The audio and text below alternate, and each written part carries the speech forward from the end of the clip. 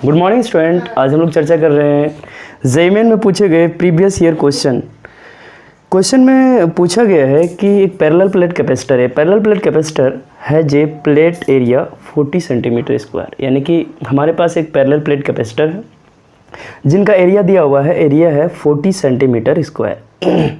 इसके बाद प्लेट के बीच का जो सेपरेशन है वो 2 मिलीमीटर यानी 2 मिलीमीटर। सीधे से अगर हम समझें तो ये एक पैरेलल प्लेट कैपेसिटर है और इनके बीच का जो सेपरेशन है वो है 2 मिलीमीटर। अगर हम इनको मीटर में करें तो 2 × 10⁻³ मीटर। ठीक है। इसके बाद कहा गया इसका एरिया भी दिया हुआ है 40 सेंटीमीटर स्क्वायर। एरिया जो दिया हुआ है वो है 40 सेंटीमीटर स्क्वायर। इस प्लेट का एरिया है 40 सेंटीमीटर स्क्वायर दिया गया है। Field with the dielectric medium of A thickness 1 millimetre dielectric constant 5। कहा गया इसमें से आधा ठुको है ना एक डाइलेक्ट्रिक से फिल किया गया है। आधा कैपेसिटर को डाइलेक्ट्रिक से फिल किया गया यानी भरा गया, यानी कि 1 मिलीमीटर तो ऐसे 1 मिलीमीटर के अंदर क्या कैपेसिटर में हवा है, 1 मिलीमीटर के अंदर में डाई इलेक्ट्रिक है। डाइलेक्ट्रिक का जो के का वैल्यू, डाइलेक्ट्रिक के का जो वैल्यू है वो दिया गया है 5। डाइलेक्ट्रिक कांस्टेंट का वैल्यू कितना है 5। के को हम बोलते हैं डाइलेक्ट्रिक कांस्टेंट जिसका वैल्यू 5 दिया गया है।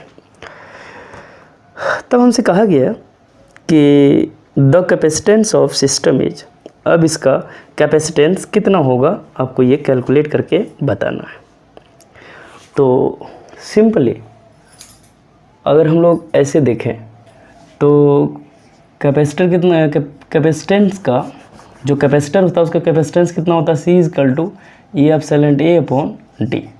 नॉर्मली यही होता है जब ये हवा में हो, ऐसे केस में यानी कि ये कब होता है कैपेसिटेंस का वैल्यू, जब इसके बीच में हवा भरा हुआ, यानी कि कोई डाइलेक्ट्रिक कांस्टेंट ना हो, जब इसके बीच का सेपरेशन D हो और एरिया A हो प्लेट का, एक +Q एक -Q, तो ऐसे केस में जो है यही होता है कैपेसिटेंस।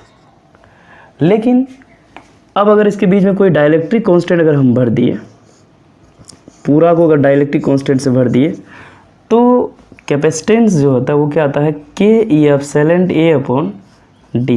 यानी कि K टाइम्स बढ़ जाता है कैपेसिटेंस।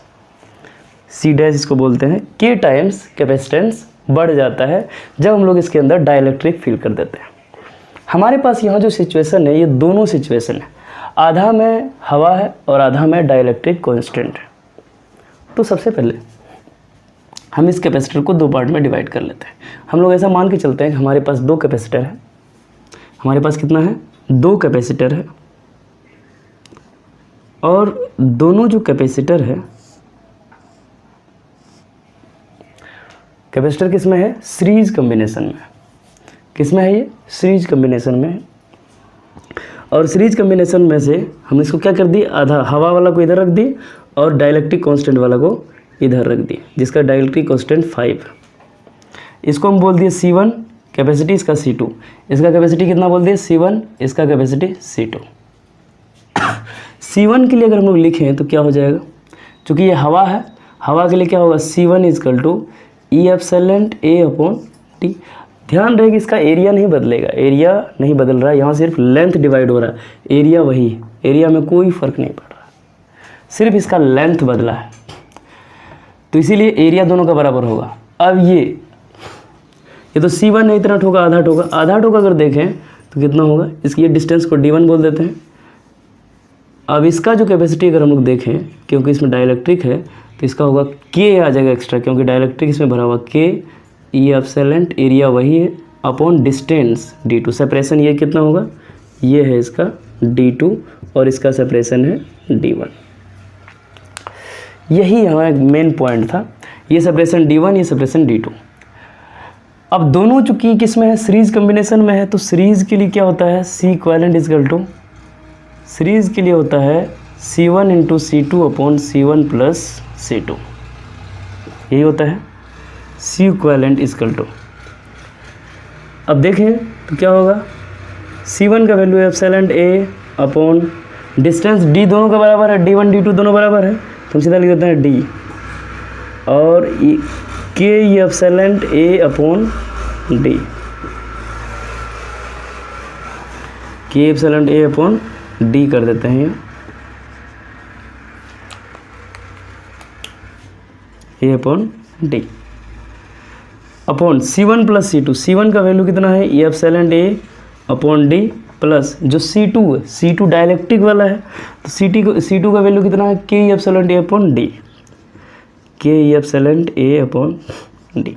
D1 D2 दोनों बराबर है, D1 भी है 1 मिलीमीटर, D2 भी है 1 मिलीमीटर, इसीलिए हम लोग यहाँ क्या लिख दिए, D1 is equal to D2 is equal to D which is equal to 1 millimetre. अब इसको जब आप सॉल्व करेंगे, E epsilon A upon D और K epsilon A upon D.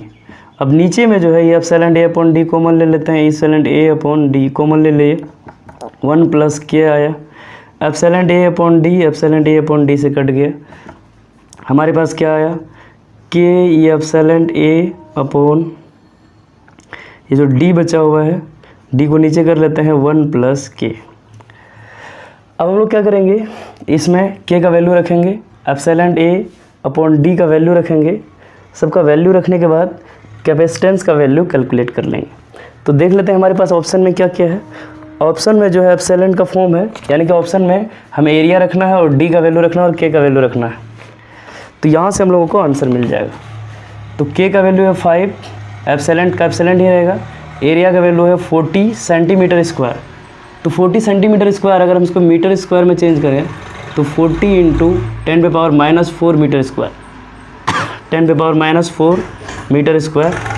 और यहाँ डी का वैल्यू जो है 1 मिलीमीटर है, तो अगर इसको मीटर में बदलें 10⁻³ मीटर, 1 प्लस के का वैल्यू कितना है 5। जब इसको हम लोग सॉल्व करने सही से, तो जो इसका आंसर मिलने वाला है 10/3 एप्सिलॉन, कितना आंसर मिलेगा, 10/3 एप्सिलॉन नॉट फैराड। तो इसमें जो समझने वाली बात थी वो ये कि जब भी कैपेसिटर में बीच में अगर डाइलेक्ट्रिक कांस्टेंट ऐड कर दिया जाए तो ऐसे केस में कैपेसिटी जो है के टाइम्स बढ़ जाती है।